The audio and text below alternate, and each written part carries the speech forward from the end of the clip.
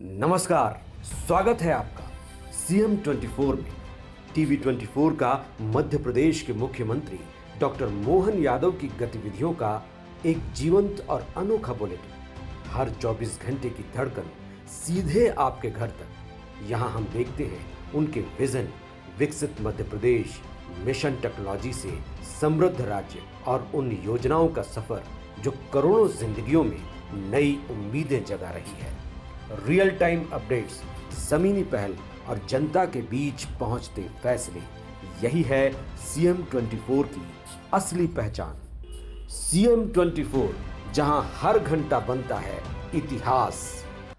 नमस्कार, बहुत स्वागत है आपका हमारे इस खास कार्यक्रम सीएम 24 में। मैं हूं आपके साथ अमित शर्मा। इस कार्यक्रम में हम आपको दिखाते हैं मुख्यमंत्री डॉक्टर मोहन यादव के दिन भर के सबसे अहम कदम और सबसे महत्वपूर्ण अपडेट।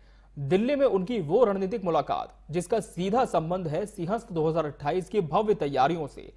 दिल्ली में केंद्रीय मंत्री डॉक्टर मनोहर लाल खट्टर से सौजन्य भेंट के दौरान डॉक्टर यादव ने इंफ्रास्ट्रक्चर, स्वच्छता, यातायात प्रबंधन से लेकर नदी संरक्षण और अस्थायी आवास जैसी मूलभूत व्यवस्थाओं पर राज्य की विस्तृत योजनाएं साझा की। यही नहीं, मुख्यमंत्री ने केंद्र सरकार की प्रमुख योजनाओं स्वच्छ भारत, अमृत मिशन, स्मार्ट सिटी और विद्युत परियोजनाओं की प्रगति भी बताई। सिंहस्थ 2028 की तैयारियां अब तेज रफ्तार में हैं। नई दिल्ली प्रवास के दौरान मुख्यमंत्री डॉक्टर मोहन यादव ने केंद्रीय आवासन एवं शहरी कार्य मंत्री डॉक्टर खट्टर से मुलाकात की। बैठक में सिंहस्थ 2028 से जुड़ी तैयारियों, परियोजनाओं और अधोसंरचनात्मक विस्तार पर विस्तार से चर्चा हुई। मुख्यमंत्री ने सिंहस्थ क्षेत्र में सड़क, पेयजल, आवास, यातायात प्रबंधन, शुचिता और नदी संरक्षण जैसी बहुआयामी योजनाओं की प्रगति बताई और कहा कि सिंहस्थ 2028 को अंतर्राष्ट्रीय मानकों का सर्वोत्तम आयोजन बनाया जाएगा। इस मुलाकात में स्वच्छ भारत, अमृत मिशन, स्मार्ट सिटी और विद्युत परियोजनाओं की समीक्षा भी हुई। कई प्रकार की नवाचार करते हुए और सारी बातों के साथ आगामी सिंहस्थ 2028 का भी भव्य दिव्य मने और ऐसा मने कि ऐसा पूरे देश में सबसे श्रेष्ठ सिंहस्थ मने, तो लगेगा कि मध्य प्रदेश का सिंहस्थ अपने उज्जैन का सिंहस्थ 2028 मने। इसलिए उसकी प्रॉपर योजना भी बनाई जा रही। अब 30 किलोमीटर के घाट जिसमें 24 घंटे के अंदर 5 करोड़ लोग स्नान कर सकेंगे, ये प्रबंधन भी हमारी सरकार के माध्यम से हो रहा है। ये वाकई बड़ा एकदम अचीवमेंट है। पूरे देश में इतने सारे घाट, इतने प्रकार की व्यवस्था एक स्थान पे जुटा ले, और केवल धार्मिक नगरी नहीं, इंडस्ट्री भी वहीं, टूरिज्म का सेक्टर भी वहीं, आप वीर भारत संग्रहालय भी, और एक इतना नहीं, 2 शहर जहां हम बैठे यहाँ भी और इंदौर भी, भोपाल और इंदौर मेट्रोपॉलिटन सिटी के नाते से भी ये भी इस दिशा में काम हो रहा। जोरदार अभिनंदन इस नाते से भी कि भविष्य की दृष्टि से एक एक बड़े बड़े हमारे महानगर जैसे इंदौर और भोपाल के लिए अब अगले सिलसिले में ग्वालियर और जबलपुर भी इससे जुड़ करके आगे बढ़ने वाले। बैठक में केंद्र और राज्य दोनों के वरिष्ठ अधिकारी उपस्थित रहे। कुल मिलाकर दिल्ली की ये मुलाकात सिंहस्थ 2028 को अंतर्राष्ट्रीय स्तर का सर्वोत्तम आयोजन बनाने की दिशा में एक और बड़ा कदम साबित हुई है। Bureau report, TV 24 news. Braj Bhoomi Vrindavan में आस्था, परंपरा और सनातन संस्कृति का एक अद्भुत संगम देखने को मिला। मुख्यमंत्री डॉक्टर मोहन यादव सनातन हिंदू एकता पदयात्रा में शामिल हुए, जहां बागेश्वर धाम के पीठाधीश्वर पंडित श्री धीरेन्द्र कृष्ण शास्त्री के आह्वान पर हजारों श्रद्धालु एकता, समरसता और विरासत के संरक्षण के संदेश के साथ आगे बढ़ते दिखे। मुख्यमंत्री ने इसे संस्कृति संवर्धन का महान संकल्प बताते हुए सभी सनातन प्रेमियों से इस पदयात्रा में सहभागी बनने की अपील की। योगेश्वर श्री कृष्ण की पावन भूमि वृंदावन पहुंचे मुख्यमंत्री डॉक्टर मोहन यादव बागेश्वर धाम के पीठाधीश्वर पंडित धीरेन्द्र कृष्ण शास्त्री द्वारा आयोजित सनातन हिंदू पदयात्रा में शामिल हुए। मुख्यमंत्री ने कहा, ये यात्रा केवल एक आयोजन नहीं बल्कि संस्कृति, परंपरा और विरासत के संरक्षण संवर्धन का सशक्त आह्वान है। यात्रा के दौरान मुख्यमंत्री ने समरसता भोज का प्रसाद भी ग्रहण किया। देखिए, ये तो ब्रज का धाम है, कृष्ण कन्हैया लाल की भूमि है। यहाँ तो कण कण में भगवान है और भगवान का देवस्थान है। क्या सड़क, क्या मकान, सब कुछ महान हम सब के लिए। बागेश्वर धाम बाबा जी ने सामाजिक समरसता को लेकर के एक अच्छा संकल्प लिया और भगवान के धाम, भगवान गोपाल कृष्ण के धाम तक आने का निर्णय अपने आप में हम सबके लिए उत्साहवर्धक भी है। मैं बाबा जी के इस संकल्प की सराहना भी करता हूं और बाबा जी का आशीर्वाद हम सबको मिलता रहे। सामाजिक समरसता का भाव आज के समय में और ज्यादा जरूरी है। यशस्वी प्रधानमंत्री के नेतृत्व में जब सबका साथ सबका विकास की बात करते हैं तो ये बोलने से नहीं करके दिखाने की जरूरत है। आज सड़क पे बैठ के भोजन का भी आनंद लिया, सबके साथ मिलने का भी और बाबा जी से आशीर्वाद लेने का, और ये जो भगवान कृष्ण के धाम मथुरा पहुंचने का निर्णय जो हुआ है, जब भगवान राम अयोध्या में मुस्कुरा रहे हैं, भगवान चाहेंगे तो गोपाल कृष्ण भी बहुत अच्छे से मुस्कुराएंगे। मेरी अपनी ओर से सबके प्रति सद्भावना, महाराज जी की यात्रा सफल हो, ये मध्य प्रदेश सरकार की ओर से मैं आपको बधाई भी देता हूँ। महाराज जी का यश कीर्ति वैभव बढ़ता रहे। भगवान की दया से आप सनातन धर्म की रक्षा के साथ सामाजिक समरसता का भी संकल्प लेके आए। बाबा महाकाल उनको सफल करे, उनको यश दे। मुख्यमंत्री ने कहा कि दिल्ली से वृंदावन तक पहुंची ये पदयात्रा समाज को जोड़ने वाला संदेश लेकर निकली है। उन्होंने अपील की कि मार्ग में आने वाले सभी सनातन प्रेमी इस आध्यात्मिक यात्रा का हिस्सा बने। मुख्यमंत्री का मानना है कि भारतीय संस्कृति की शक्ति इसी समरसता और एकजुटता में ही बसती है। Bureau report, TV 24 news. Baba Mahakal की नगरी अब सिर्फ आध्यात्मिक शक्ति का केंद्र नहीं, ग्रीन एनर्जी हब के रूप में भी तेजी से उभर रही है। मुख्यमंत्री डॉक्टर मोहन यादव ने उज्जैन शाजापुर में 8000 करोड़ की औद्योगिक इकाइयों का भूमि पूजन और लोकार्पण कर प्रदेश की हरित ऊर्जा क्रांति को नई दिशा दी। मक्सी और बरंडवा में बनने जा रही अत्याधुनिक सोलर उपकरण यूनिट्स अब मालवा को सोलर मैन्युफैक्चरिंग का नया पावर हाउस बनाएंगी और युवाओं के रोजगार के लिए हजारों अवसर भी साथ मिलाएंगी। मुख्यमंत्री डॉक्टर मोहन यादव ने उज्जैन शाजापुर के विशाल औद्योगिक कार्यक्रम को मध्य प्रदेश की ग्रीन एनर्जी क्रांति का ऐतिहासिक आरंभ बताया। उन्होंने कहा कि महाकाल की नगरी अब देश के प्रमुख ग्रीन एनर्जी हब के रूप में उभर रही है। मक्सी और बरंडवा क्षेत्रों में 7104 करोड़ की 6 गीगावाट इंटीग्रेटेड सोलर उपकरण निर्माण यूनिट और 1046 करोड़ की दूसरी यूनिट के भूमि पूजन से प्रदेश के 4000 से अधिक युवाओं को प्रत्यक्ष रोजगार मिलने जा रहा है। डॉक्टर यादव के अनुसार उज्जैन, देवास और शाजापुर का इंडस्ट्रियल ट्रायंगल प्रदेश की अर्थव्यवस्था और निवेश क्षमता को नए आयाम दे रहा है। और ये ग्रीन एनर्जी का तो हब बनेगा शाजापुर। मैं मान के चल रहा हूं आज यहाँ पर अलग अलग विकास के कामों के लिए भी 487 करोड़ के 20 अलग प्रकार के लोकार्पण भूमि पूजन और सरदार वल्लभ भाई पटेल के नाम से हम अपने सांदीपनी विद्यालय का भी लोकार्पण कर रहे हैं। जोरदार अभिनंदन करें हमारे अपने एक के बाद एक विकास के कामों के लिए। Jackson integrated solar limited, Jackson engineering limited के माध्यम से जब आपको ये बड़ी सौगात मिल रही है तो इसके साथ साथ लगभग यहाँ पर 8178 कितने प्रकार के 15,000 लोगों को रोजगार मिलेगा। जोरदार अभिनंदन करें। ये विकास का हमारा सिलसिला चल रहा है। मक्सी औद्योगिक क्षेत्र में फेज 2 में 100 एकड़ में ये जैक्सन की हमारी इंडस्ट्री का आज भूमि पूजन किया है, जिसमें 8150 करोड़ से अधिक का निवेश आएगा और अभी 2000 सेकेंड फेज में फिर 4000 लोग तो अकेले इसमें काम करेंगे। जोरदार अभिनंदन करें ये वर्तमान के समय के लिए। आज आपके बीच जब मैं बात कर रहा हूं तो यहाँ अलग अलग और 6 फैक्ट्रियों का भी लोकार्पण भूमि पूजन हुआ। जब आपसे बात कर रहा हूं अब उज्जैन भी दूर नहीं है, ये मेट्रोपॉलिटन का हिस्सा भी बन रहा है। जोरदार अभिनंदन करो आपके इस क्षेत्र के लिए। यहां से अपना दताना मताना का एयरपोर्ट एक तरह से वो भी शाजापुर का ही माना जाएगा। तो यहाँ उज्जैन, देवास, शाजापुर कॉरिडोर में कनेक्टिविटी भी बढ़ रही और इसीलिए अब रतलाम, कोटा, अहमदाबाद, देवास, इंदौर, भोपाल सबकी कनेक्टिविटी बढ़ेगी। तो जब ये हमारा 4 लेन मक्सी से उज्जैन 350 करोड़ का, किसको कहते हैं 350 करोड़ का, मक्सी से उज्जैन का 4 लेन, ये आज इसका भी अपना भूमि पूजन हो रहा। जोरदार ताली बजा करके आनंद लें। जैक्सन समूह ने कहा कि परियोजना का पहला चरण जुलाई 2026 तक उत्पादन शुरू कर देगा। समूह के चेयरमैन समीर गुप्ता ने माना कि मध्य प्रदेश की नीतियां, मुख्यमंत्री का सहयोगी रवैया और तेज प्रशासनिक प्रणाली ने ही उन्हें अन्य राज्यों के बजाय मक्सी को चुनने के लिए प्रेरित किया। शाजापुर और देवास में 476 हेक्टेयर भूमि पर बनने वाला नया औद्योगिक पार्क आने वाले वर्षों में 50,000 से अधिक रोजगार तैयार करेगा और मालवा को देश के प्रमुख औद्योगिक कॉरिडोर के रूप में स्थापित करेगा। भदौनी रामनगर खेड़ी क्षेत्र का नया एमएसएमई पार्क भी स्थानीय उद्यमिता, छोटे उद्योगों और ग्रामीण अर्थव्यवस्था को नई ऊर्जा देने जा रहा है। Bureau report, TV 24 news.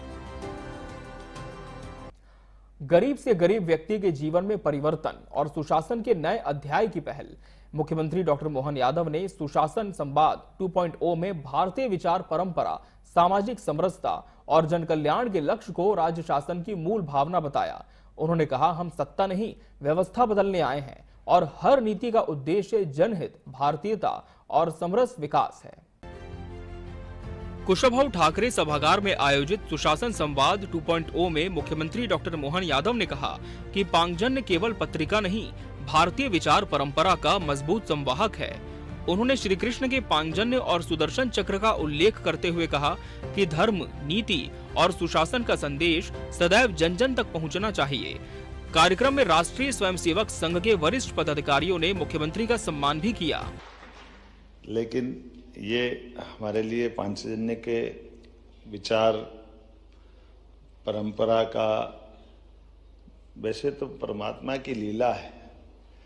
ये पांचजन्य का उद्भव भी जहाँ से हुआ है, ये उद्भव भगवान कृष्ण की 5000 साल पहले वर्तमान के सौराष्ट्र और हमारी जो द्वारका है, वहाँ पर उस असुर को मारने के बाद राजा रेवत ने पांचजन्य जो दिया, भगवान को दो चीज जीवन भर उनने अपने शरीर के साथ रखी।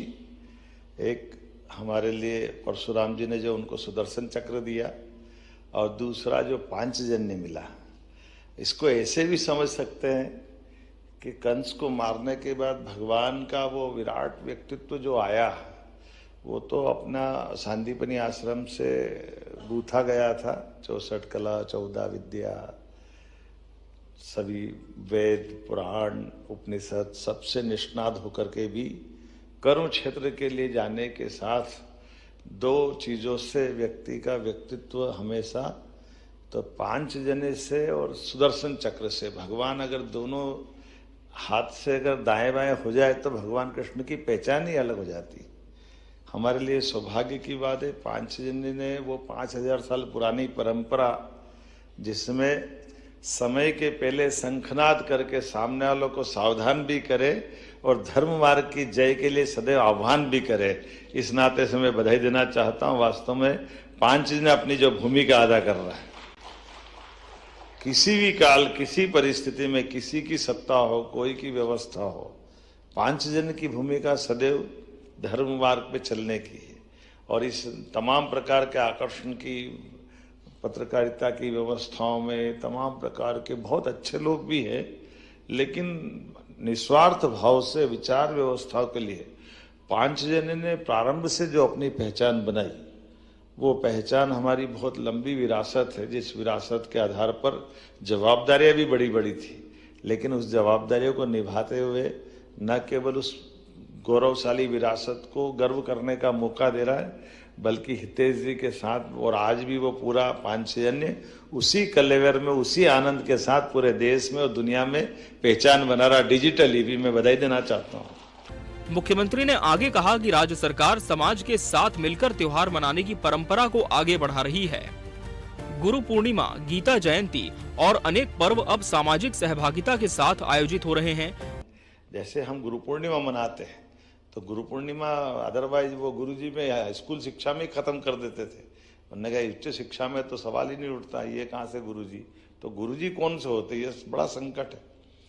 जो हमारा अपना जो उत्सव होते हैं और उत्सव के जो आनंद आते हैं, वो तो रक्षाबंधन से लगा करके गुरु पूर्णिमा तक और मकर संक्रांति से लगाकर, इसका जो अपने त्योहारों को सरकार के माध्यम से समाज के साथ, सरकार समाज से निकल के तो बनती है, तो सरकार उत्सव मनाए दूर से, ऐसा कैसे हो सकता है। तो वो तो उसका भागीदार होना चाहिए ना।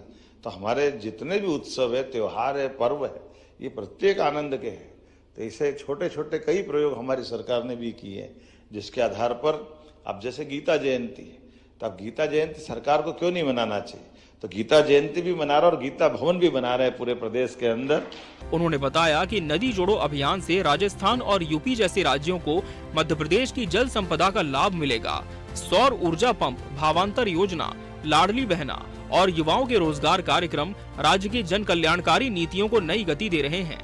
डॉक्टर यादव ने कहा कि प्रदेश में पीपीपी मोड पर मेडिकल कॉलेज, कृषि आधारित कोर्स, पीएम मित्रा पार्क से मिलने वाले 3 लाख रोजगार और 2 नए महानगर क्षेत्रों का विकास मध्य प्रदेश को भविष्य की अर्थव्यवस्था का केंद्र बना रहा है।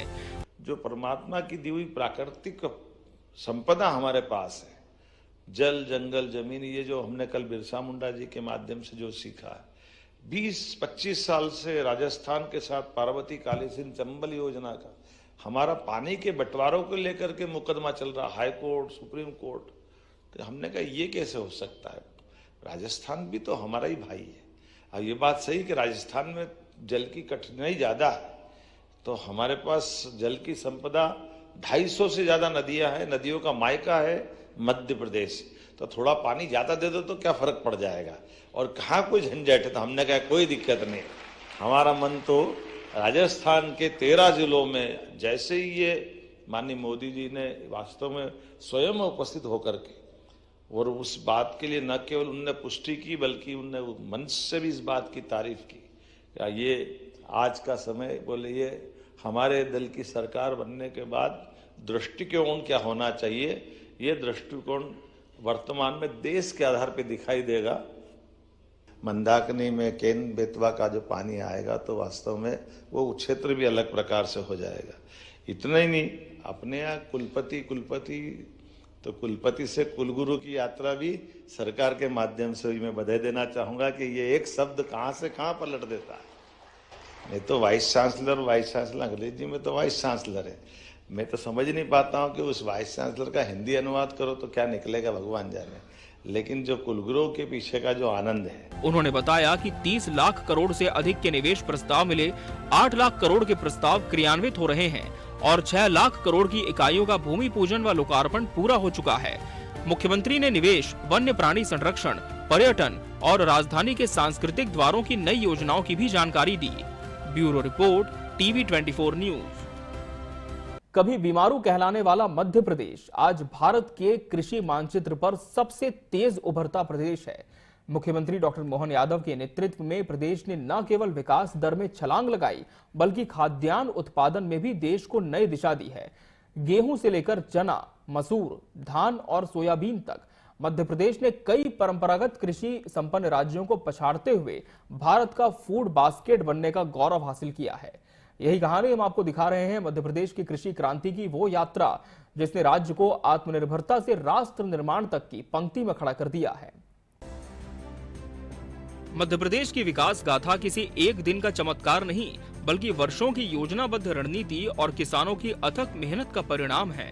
राज्य की विकास दर अब डबल डिजिट में है, जिसमें सबसे बड़ा योगदान कृषि और उससे जुड़े क्षेत्रों का है। सिंचाई सुविधाओं का विस्तार, 24 घंटे बिजली, न्यूनतम समर्थन मूल्य पर रिकॉर्ड खरीदी और भावांतर योजना ने खेती को लाभ का व्यवसाय बनाया है। आज मध्य प्रदेश गेहूं, चना, मसूर, तिलहन और सोयाबीन उत्पादन में देश का अग्रणी प्रदेश बन चुका है। कृषि विश्वविद्यालयों, अनुसंधान केंद्रों और आधुनिक तकनीकों के उपयोग से किसान अब वैश्विक बाजार की मांग के अनुसार खेती कर रहे हैं। भावांतर योजना के लिए जब हमने अपने कदम बढ़ाए तो मोदी जी की योजना चरितार्थ करने के लिए पहली बार देश में भावांतर का लाभ मध्य प्रदेश से मिल रहा है। जोरदार अभिनंदन करें इस भावना के लिए। हर साल 500 रुपए क्विंटल सोयाबीन के बढ़ रहे, असंभव लग रहा था। पिछली बार 4800 में खरीद रहे थे, तब भी लोगों को लग रहा 4800, 4300, सीधे 4800 के आसपास। उसके पहले हर बार एमएसपी पे सोयाबीन अगर बढ़ा रहा है तो मोदी जी की सरकार में बढ़ा रहा है। जोरदार अभिनंदन करो इस माध्यम से भी। माननीय मोदी जी के नेतृत्व में जो कहा वो किया, जो किया वो करके बताया। इसलिए हर बार डीबीटी के माध्यम से बीच में कोई नहीं है, सीधा बटन दबे और पैसा आपके खाते में। जोरदार अभिनंदन।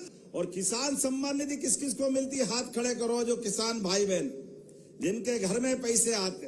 आप बताओ कितनी बड़ी संख्या में आ रहे हैं। आप भी जोरदार अभिनंदन करो। ये हमारे अपने किसानों के लिए भी, सीमा पे जवान खेत में किसान, दोनों की बेहतरी के लिए सरकार काम कर रही है। धान उत्पादन में बालाघाट, सिवनी और मंडला जैसे जिले नई मंडियां बन चुके हैं। दलहन तिलहन उत्पादन ने किसानों की आय में अभूतपूर्व वृद्धि की है। कृषि उपज मंडियों का डिजिटलीकरण और ई-नेम ने किसानों को पारदर्शी बाजार और बेहतर दाम दिलाए हैं। Agro processing, cold storage, logistic hub और ओडीओपी जैसे मॉडल राज्य को एग्री बेस्ड इंडस्ट्री का हब बना रहे हैं। गांव की अर्थव्यवस्था मजबूत हुई है, रोजगार बढ़ा है, युवाओं की खेती में रुचि बढ़ी है और किसान अब अन्नदाता के साथ राष्ट्र निर्माता भी बन चुके हैं। फसल बेचने के बाद मुझे मालूम पड़ा, पिछली बार जब हमने एमएसपी पे सोयाबीन खरीदा था 2 लाख का पंजीयन था, 6 लाख आया, और अब की बार हमने पंजीयन खोला तो 9 लाख से ऊपर हो गया। जोरदार अभिनंदन करें। हमने कहा कोई भी पैसा लगे हमारे किसानों के लिए भावांतर योजना में। लेकिन एक हाथ जोड़ के आपसे भी निवेदन है कि जब हम एमएसपी पे जब गेहूं को तुलवाने जाते हैं, कोई फसल तुलवाते हैं तो साफ सुफ करके भी ले जाते हैं। ले जाते कि नहीं ले जाते? नहीं तो वो ट्राली एक तरफ करता है। इतना तो ध्यान अपन भी रखेंगे। योजना अपन ने बनाई, और ऐसे में जब आपकी फसल बिकेगी, जिनका पंजीयन हुआ, बीच का अंतर अपनी सरकार देगी। जोरदार अभिनंदन करो हमारे किसानों के लिए।